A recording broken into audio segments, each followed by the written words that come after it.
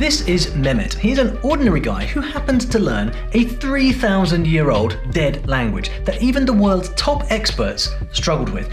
Now, the most bizarre part of this story is he had no training, just a simple primary school education. I took care of this place. I'm sure my conscience is clear. So who is this man? Well, this story, you're gonna love it. You're gonna find out how this one man cracked a code using nothing but logic, what the writing on the wall actually said, and why learning a strange alphabet might be easier and more exciting than you think. Before Schultz could finish his work, he was killed by Kurds in 1829, and most of his papers were destroyed. Okay, so picture this. You are on holiday in Turkey, exploring these massive ancient castle ruins, and then there's this guy, Mehmet, whose job is basically to make sure tourists like you don't nick bits of stone and take them home. But instead of taking a nap under a tree between shifts, like I probably would, he seems to be extremely curious about all the weird symbols carved into the stones. Now, these aren't just random scribbles or graffiti, they are Urartian inscriptions. Remnants of a mighty civilization that vanished nearly 3,000 years ago, and nobody can fully read them. Not the archaeologists, not the historians, nobody. But even though it looks an awful lot like writing, you don't know what it says, and you don't even recognize the script it's written in. What do you do now? No, not even you. So what happened next? Well, it's like the plot of a Hollywood movie. My name's Olly Richards, in case you don't know me. I'm a linguist and an author, and I know all about trying to learn strange writing. 3 of my personal languages are Arabic, Japanese, and Cantonese, and I've even written books in Turkish, which has a lot to do with the subject of today's video. So when I heard that somebody had figured out what this says, I was in awe. Who is this guy, and how on earth did he do it? Dingir, haldi, ya, neni, Tanrı Haldi'nin emriyle, ya, bir dingir sarduri. This is Mehmet Kuzman. He is a museum guard from a small town called Van in Turkey. He is a simple guy with a primary school education, and he's had the same job since 1962. But he never dreamed that he would become the go-to guy for a very, very dead language. Now, what is a dead language exactly? Well, it's a very old language that nobody speaks anymore. I mean, you can learn some dead languages like Latin or ancient Greek because we know exactly how they work, but Urartian? It was barely understood. No courses, no videos, no books, nothing. Just scraps of knowledge from here and there. And just so you realize the stakes here, there are nearly 600 dead languages in the world, and decoding them can change everything that we think we know about history. What mysterious secrets do these languages hide? And Urartian was one of these mysteries. In the summer months, I leave the house at 6 and come back at 6. 12 hours. This place is like my child. You know, I can't live if I don't come. I worked as an official guard from 1962 to 2005. Since 2005, I have been a volunteer. So Mehmet actually grew up in this area, and it's bursting with history, but it's not exactly a tech hub. It's not Silicon Valley. See, after school and the army, he started working as a guard at this ancient fortress, and his job was simple: make sure tourists don't walk off with priceless chunks of history. Temptations, right? And they'd found something seriously cool. It was an ancient tablet with writing on it. I was also young. How would I know what a tablet is? Is a tablet a bad thing? No, he said, it's good. Well, what does it say? I don't know, he said. Next thing you know, the place was buzzing with excavation teams digging for more, and academics and archaeologists all trying to figure this strange writing out. And Mehmet couldn't stop staring at the inscriptions. They were everywhere, on walls, on broken tablets, even scattered across the ground. It was like the ruins were shouting secrets that nobody could hear. You can go there, by the way. It's a bit of a steep climb up. Look, this citadel stretches all the way towards the end of this hill. And I've been there too. Oh no, wait, sorry, that was Egypt. But never mind. Now, back then, Mehmet was a stubborn young man. When he couldn't take the intrigue anymore, he asked a professor if he could help decode the symbols. But the professor got angry and gave him the old, "Stick to guarding your museums, kid." Does that sound like a dare to you? Sounds like a dare to me. Whenever anyone tells me that I can't do something, my immediate reaction is to go and do it. That's why I started story learning in the first place. That's why I started this YouTube channel. So Mehmet started asking questions. He borrowed books, he scribbled notes, he pestered the archaeologists who were coming and going. A guy with exactly zero background in linguistics, but plenty of something else.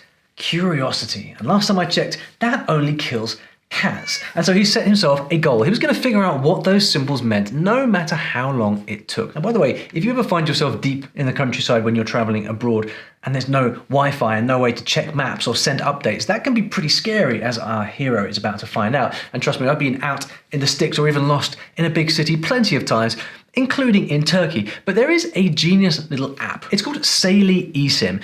Nord Security came up with this, and it's perfect for travelers like you and me. Imagine having access to affordable internet in over 180 countries and never needing to hunt for that blooming public Wi-Fi spot that never seems to work, or worry about sketchy SIM card scams, not to mention the roaming fees that you can avoid. Now, here's how it works. Before you travel, you download the Saily app to your phone. You pick a data plan that fits your destination. It works in 8 regions worldwide.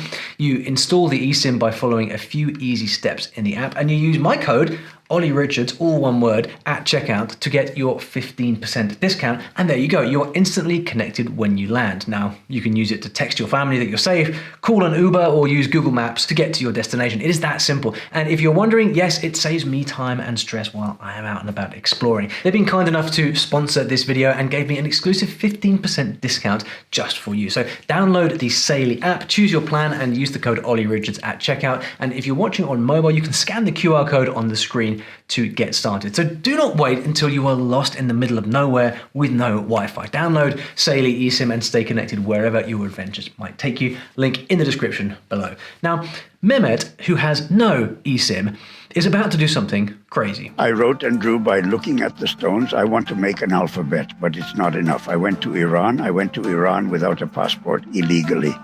I walked around, came back, and wrote down what I found. Wait, did he really sneak across the border into Iran? Well, yeah, he did. I told you, this guy's very determined. And it wasn't just Iran. I don't have a passport. If I get caught, I'll be in trouble. How will you go to Armenia? I don't know. Then he called a man and said, take the child to a place where he won't get caught. So he crossed into Armenia, and all along people were hiding him. He's never been safe along these borders. In the 1800s, people got killed on the exact same decoding mission that he was on. So why would he do such a crazy thing? Well, let's rewind the tape a little bit. Like he said, his first plan was to figure out the alphabet. It's the usual place to start, right? Remember those ABCs? And Mehmet had heard about people in Iran and Armenia who might be able to help him. One person said there's a village near the Georgia border crossing. There's a man named Emin Aga there. Go to him. I'll write you a letter. If you give it to him, he will help you. And these people knew a lot about another extinct language that's related to Urartian, and it's called Hurrian. Now, you know how some languages are similar, like Spanish and Portuguese? Well, it was a bit like that. Hurrian had already been partially decoded, and this was his first lead, and the clues were in the writing. You see, Hurrians used a similar kind of writing to Urartians, like in this ancient song.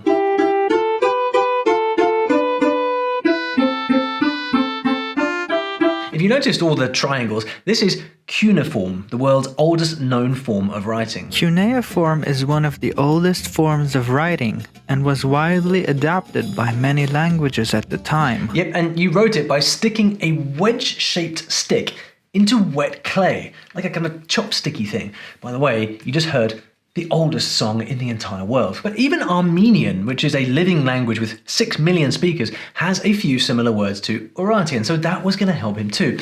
A good example is place names that everyone knows have been around for centuries, like the name of the mountain Ararat. In fact, remember this part later, people have always believed that Armenians are descended from Urartians.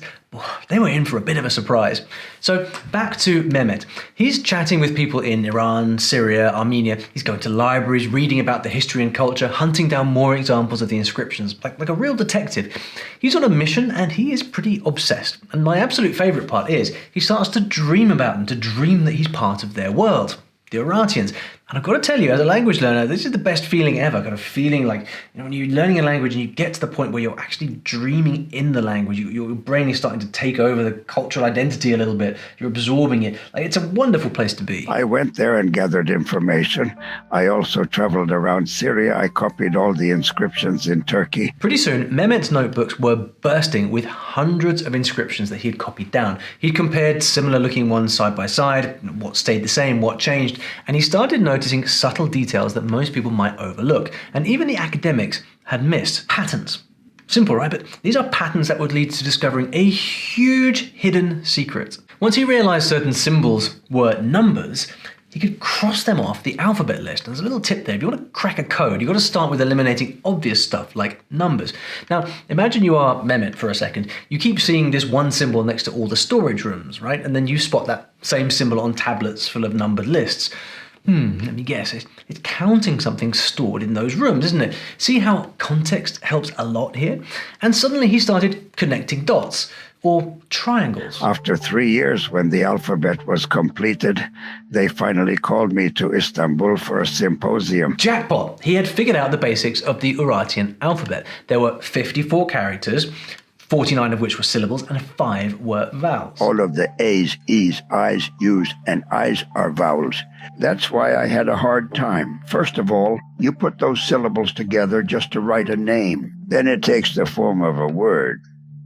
When you read a line, you need to change the positions of the words to form the sentence. Aha, so this was a syllabic alphabet. Now, what does that mean? That means that each symbol is a whole sound, not just a letter, like ba, be, bu. Does that make sense? So if English were syllabic, museum would be spelled mu, z, and Japanese, for example, is like that. And this type of writing can actually feel more intuitive to learn than an actual alphabet, as long as the sounds are consistent. By the way, if you're interested in this, I've created a PDF which you can get by checking the video description or scanning the QR code on the screen. It's full of really cool info about dead languages, just like this one. And I'm going to give you a bunch of useful tips for learning modern languages that have unique alphabets or symbols like Chinese, Arabic, and Thai as well. It's all in this PDF that I've created, completely free. Just check the link in the description or scan the QR code on the screen. Anyway, Mehmet compared the script with Hurrian words and basic grammar rules. That's how he found a bunch of similar ones like these. You can pause the screen if you like to take a longer look. By now he was learning to speak the words for things that showed up a lot, like jar, figs, helmet, king, and so on. He said, I matched the letters of the names of kings, queens, castles, and gods side by side. Well, most of it turned out to be about kings and gods, like this dude, Haldi. Now, Haldi was the supreme god in their world, and those kings, well, they left some delightful confessions on the wall. They said, partly I killed, partly alive I took. Right. Now, obviously, no one will ever know exactly how you're supposed to pronounce the words, but it doesn't matter as long as we know what they said. And it took him 22 years, but he worked out 650 Urartian words, and that was enough to translate the writing on the wall. The word dingir, tengri, dingir irmoshini, einie, sosinia, sardorische, argestini, and Arpistiolo built this temple for the god Irmish.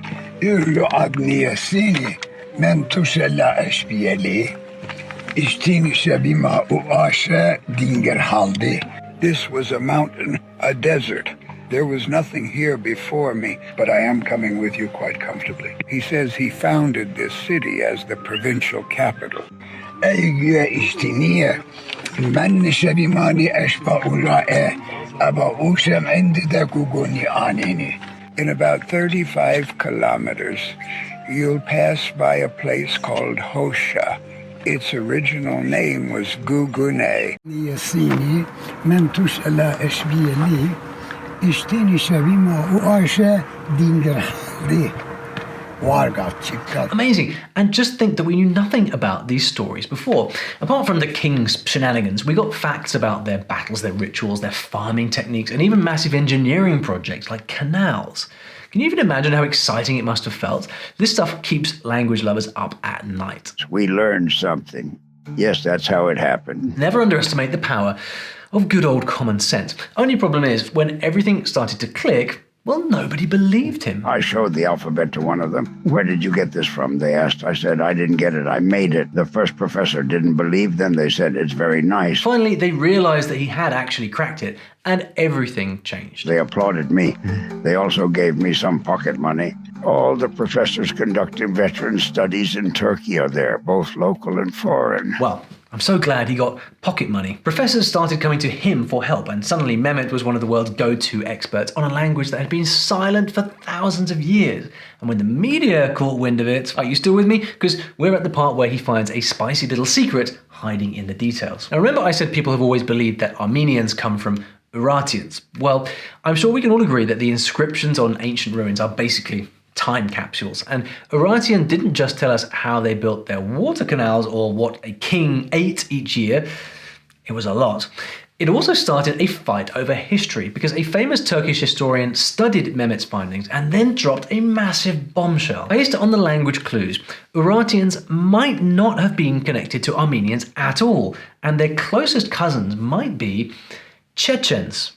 Now let's just say that ruffled a few feathers. Nobody wants to be told that they don't come from the place or the people that they thought they did. But then some scientists did DNA tests, and it turns out Armenians do have the closest genetic ties to Urartians. So how does that explain the completely different language family? This is what I'm talking about. You see, mystery and mayhem. This goes to show that when you're the guy who unlocks secrets from an entire civilization, well, it's kind of a big deal. But the story gets even better because he isn't the only person to crack a dead language. Wait. What? The Rongo Rongo script of Easter Island is famous for having never been deciphered. Deciphering a long-forgotten writing system, especially if you don't have any big rocks nearby providing translations, can be extremely hard, and in some cases likely even impossible. That one's going to take a proper miracle to figure out, so don't count on being a hero just yet. People have been trying to read this piece of wood since the 19th century. But what's that he said about rocks? Well, back in the day, we needed a proper stroke of luck to crack these things, like the Rosetta Stone. It was this big rock they found in Egypt, and if we didn't have it, nobody would know what hieroglyphics meant. You know the funny writing that you have at the pyramids? And we'd probably still be clueless about ancient Egypt. You see, the Rosetta Stone was basically a very clever cheat sheet. It had the exact same message written on it in 3 different languages: Greek, Demotic, and Egyptian hieroglyphics. Basically, the Flintstones equivalent of subtitles. They could read the Greek and Demotic words, so they compared them with the hieroglyphics, and that's how they finally unlocked ancient Egyptian. Now, kudos to Mehmet for creating his own cheat sheet. But today, technology has our back, and in case you haven't heard, AI has come to town. You know what AI is, right? Artificial intelligence, super smart computers that we should be or shouldn't be making. Well, Google's got this thing called DeepMind that can spot patterns that humans might miss. They're using it right now on the Indus Valley script. It's over 4,000 years old with thousands of symbols, and we know almost nothing about the civilization because we haven't deciphered the language yet. Now, you ask me, this one is a harp. But what do I know? And of course, we've got entire teams now. Archaeologists find new inscriptions, computer scientists run the data, and linguists put it all together, all combining their skills to break the toughest codes. It's like CSI Ancient Languages Edition. So what did happen when the media learned that Mehmet could speak and write Urartian? Universities invite. I go. That's how time passes. Time passed, but time also wore me down. Urartu was not known. And when the media found out, things got a little bit crazy. A Japanese tourist offered him $4,000 a month if he would teach Urartian to his children. Did he take it? Of course he did. I'm getting ahead of myself. So the man cracks the code, and suddenly everyone's interested in him. A, E, I, A, U, Ü, Ba, Be, Bi, Bu, Ab, Da, Ab, Ib, Da, Di, Du. Scholars start inviting him to conferences. Turkey gets him speaking at symposiums. The United States government offered him a freaking residence permit for 14 years. All he had to do was teach the language for 1 year. And you know what he said? But I did not accept. We are working in our own country. Thankfully, we have enough income. Let me translate that. Nah, I'm good. I like it here in Turkey. He wanted to stay close to his family and the ruins that he loved. He is no fool, though. He is teaching Urartu to his granddaughter. As for the Japanese man who offered him $4,000 a month, it's completely true, but he also said no. Uncle Mehmet, you see, well, he was exhausted. Dear General Manager, I would work for a week, a month, or a year for your sake. But I also have a family to take care of. What should I do? So he found his own way to share the language, engraving Urartian symbols and selling them to tourists. Turns out it was just enough to send his kids to school. What a cool guy, right? He gives people a tangible way to connect with the language, and all he says about himself is, I'm just a curious guy who got lucky. I wonder how lucky you could get, because I have one more mystery that you might be interested in. You know, in case you want to be famous. It has been called a message from God, a hoax, an elaborate secret code, the product of mental illness, a treatise written in a lost language, a guide to an alien world, or simply the notebook of an eccentric scientist written in his own indecipherable shorthand. Ever heard of the Voynich manuscript? It's insane. It's a 15th century book filled with bizarre symbols and illustrations, written in an unknown language. See if anything jumps out at you. Inside the manuscript, you'll find images of plants, astronomical and zodiac diagrams, biological drawings of women in a mysterious liquid, roots, vessels, and containers that may have been used for medical reasons. Is it even a real language? Well, nobody knows. Some say it's a secret code made of many languages, and there's even a wild theory that it was hidden for decades by gypsies. And if it really is a hoax, it's one of the most elaborate ever conceived. Yep, and that's why if you had to decode the Voynich manuscript, you'd be pretty famous, and AI would hate you. If you're feeling inspired to give it a shot, you'll need some practice, so why not start with the world's most logical alphabet? It's so simple, and you can learn it in a day. And if you don't believe me, watch this amazing video right here about Korean. Better get cracking.